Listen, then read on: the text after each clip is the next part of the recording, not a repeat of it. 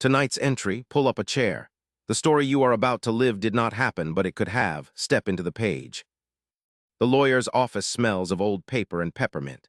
Mr. Thorne does not smile when he hands you the heavy brass key. It feels cold in your palm. It carries a weight that has nothing to do with gravity. He pushes a stack of documents toward you across the mahogany desk. Your signature is the final requirement. You are now the legal owner of the estate on Blackwood Drive. You never met your great-uncle Elias. He was a shadow in the family tree, a name whispered at funerals. Now he is gone. He left you the house. He left you the silence. Thorne tells you the property has been vacant for 12 years. He does not tell you why. He does not mention the Millers. You already know the names. Everyone in this county knows the names. You sign the last page. The ink is black and wet. You walk out into the gray afternoon. The city feels distant. Your car is waiting. You drive away from the lights. You drive toward the edge of the map. The trees begin to crowd the road. They lean in like gossips. You find the gate. It is iron. It is rusted. You have to use your shoulder to force it open. The metal screams against the stone. You are the first person to stand on this driveway in over a decade. The house waits at the end of the gravel path. It is 3 stories of Victorian architecture. It looks like a tombstone. You kill the engine. The silence is immediate. It is heavy. It presses against your eardrums. You look at the key. It is time to go inside. The front door is solid oak. It is scarred. There are deep gouges near the handle. You don't want to think about what made them. You slide the key into the lock. It resists for a moment. Then it turns with a sharp mechanical snap. You push the door open. The air that hits you is stagnant. It is frozen in 1954. It smells of cedar, dust, and something sharp, something metallic. You step into the foyer. Your boots click on the checkered marble. Sound echoes up into the darkness of the second floor. You find the light switch. You flip it. Nothing happens. The power is off. You pull a flashlight from your coat pocket. The beam cuts through the gloom. Dust motes dance in the light. They look like tiny insects. The furniture is covered in white sheets. They look like a crowd of ghosts standing in the parlor. You walk toward the center of the room. You see the fireplace. A charred log still sits in the grate, half-burned, interrupted. You look at the wallpaper. It is a deep, bruised purple. It is peeling in long strips. They hang like dead skin. You realize you are holding your breath. You let it out. The sound is too loud. You feel like a trespasser. But the paper in your pocket says you belong here. You move toward the dining room. This is where they found the first one. The flashlight beam sweeps across the long table. The white sheet covering it is stained, not with wine. The stain is dark brown. It has seeped into the fabric and stayed there for 12 years. You pull the sheet back slowly. The wood underneath is mahogany. It is beautiful. It is ruined. There are deep circular marks where the plates used to be. 4 settings. The Millers were a family of 4. Arthur, Clara, little Tommy, baby Jane. They were eating dinner when it happened. The police report said the food was still warm when the neighbors finally called it in. You see a fork on the floor. It is tarnished. You pick it up. It is heavy. You imagine the hand that held it. You imagine the moment the hand let go. The room is cold, much colder than the foyer. You can see your breath now. It puffs out in small white clouds. You hear a sound, a soft thud from the kitchen. You freeze. Your heart hammers against your ribs. It was probably a mouse, or the house settling. You tell yourself this. You say it out loud. Your voice sounds thin. It sounds like a lie. You move toward the swinging door that leads to the kitchen. You have to see. You have to know what is behind it. The door swings open with a low moan. The kitchen is white. White tile, white cabinets, white appliances. It looks like an operating room. The flashlight reflects off the chrome. It is blinding for a second. You see the stove. There's a pot on the back burner. You walk over to it. You lift the lid. It is empty. Only a dry black crust remains at the bottom. The smell of old iron is stronger here. You look at the floor. The linoleum is cracked. In the corner near the pantry, you see a small wooden horse. It is a child's toy. It is missing one ear. You pick it up. It feels warm. That shouldn't be possible. The house is a refrigerator. You drop the toy. It clatters on the floor. The sound is like a gunshot. You back away. You bump into the refrigerator. A magnet falls off. It is a small plastic strawberry. It hits your shoe. You feel a sudden wave of nausea. The air feels thick. It feels like someone is standing right behind you. You turn around quickly. The beam of your light hits the empty doorway. There is no one there, but the door is still swinging. Back and forth, back and forth. You didn't push it that hard. You leave the kitchen. You don't walk. You hurry. Stairs are located in the center of the house. They spiral upward like a spine. The wood is dark. The carpet runner is a faded red. It looks like a dried river. You put your hand on the banister. It is sticky. You shine your light on your palm. It is just dust and old wax. You begin to climb. Each step is a grievance. The wood groans. It complains about your weight. You reach the first landing. There is a large mirror here. It is tilted. When you look into it, you don't see yourself at first. You see the darkness of the hallway behind you. Then your face appears. You look pale. Your eyes are wide. You look like a man who is looking for a way out. You continue up. The air gets thinner. The silence gets louder. It is a ringing in your ears. You reach the second floor. There are 4 doors. They are all closed. This is the sleeping quarters. This is where the rest of them were found. You stand in the hallway. You can hear the wind outside. It whistles through the eaves. It sounds like a woman humming a low, tuneless song. You walk toward the first door, the nursery. The door is painted a soft blue. The paint is flacking. You push it open. The room is small. It contains a crib and a rocking chair. The rocking chair is moving just a little, a rhythmic tilt back and forth. You tell yourself it's a draft. You look for a window. They are all shut. They are painted shut. The rocking chair stops. You walk to the crib. The bars are high. There is a blanket inside. It is yellow. It is folded neatly.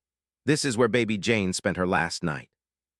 You feel a sudden, sharp pain in your chest. It is grief. It is not yours. You didn't know these people, but the house remembers them. It holds on to them. You see a smudge on the wall. You move closer. It is a handprint. A small, greasy handprint near the baseboard. It is the size of a toddler's hand. You reach out to touch it. Your fingers stop an inch away. The air near the wall is vibrating. You hear a whisper. It is a single word. It is your name. You jump back. Your flashlight hits the ceiling. The beam catches something in the corner, a shadow that doesn't belong to the furniture. It is tall. It is thin. It vanishes when you look directly at it. You leave the room. You close the door. You lock it. The hallway feels longer now. The doors seem further apart.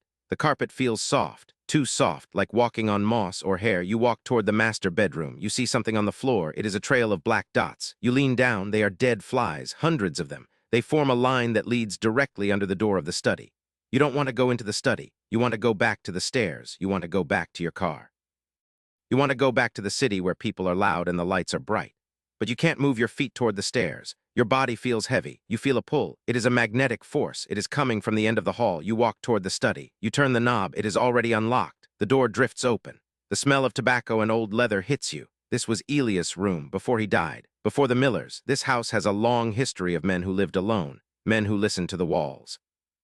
You see a desk. There is a journal on it. It is open. The pages are yellow. The handwriting is frantic. It is a series of dates. Next to each date is a number. 14. 14. 14. You don't know what it means. You turn the page. The last entry is dated the day you were born.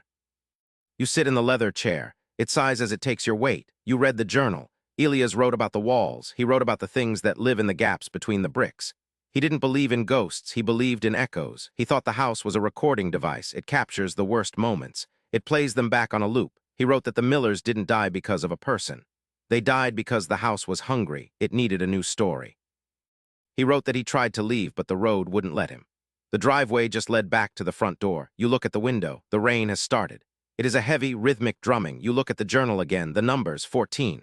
You realize it's the number of steps in the staircase. You count them in your head. 1, 2, 3. You stop at 13. You remember there were 14 steps. You missed one. You look at the floor. Under the desk, there is a rug. You pull it back. There is a trapdoor. It is small. It is hidden. You reach for the ring. Your hand is shaking. You pull. The wood groans. A ladder leads down into the dark. It doesn't go to the first floor. It goes into the walls. You descend into the narrow gap. The flashlight beam is tight here. The space is barely wide enough for your shoulders. It smells of damp earth and old copper. This is the heart of the house. You see wires. You see pipes. You see things that shouldn't be there. Clothes, old shoes, a locket. You pick up the locket. You open it. It is a photo of a woman. She looks like you. She has your eyes. You realize this house hasn't just been in the family. It has been waiting for the family. You hear a sound above you. Footsteps. Slow, deliberate. They are walking across the study floor. You are in the wall. You are looking through a small crack in the plaster. You see the study. You see the chair you were just sitting in. There is someone in it. It is a man. He is wearing a suit from the 50s. He is holding the journal. He looks at the trapdoor. He smiles. He has no eyes, just dark pits where the light goes to die. You stop breathing. You press your back against the cold stone of the chimney. He stands up. He walks toward the trapdoor. You turn and run through the crawl space. You don't know where it leads. You just know you can't stay there.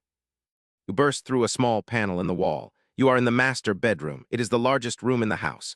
The bed is a massive 4-poster. The curtains are velvet. They are covered in a layer of gray dust. You scramble to the door. It is locked. You pull at the handle. It won't budge. You turn around. The room is changing. The dust is lifting. The air is warming up. You see the outlines of bodies on the bed. They are pale. They are still. You see the man from the study. He is standing at the foot of the bed.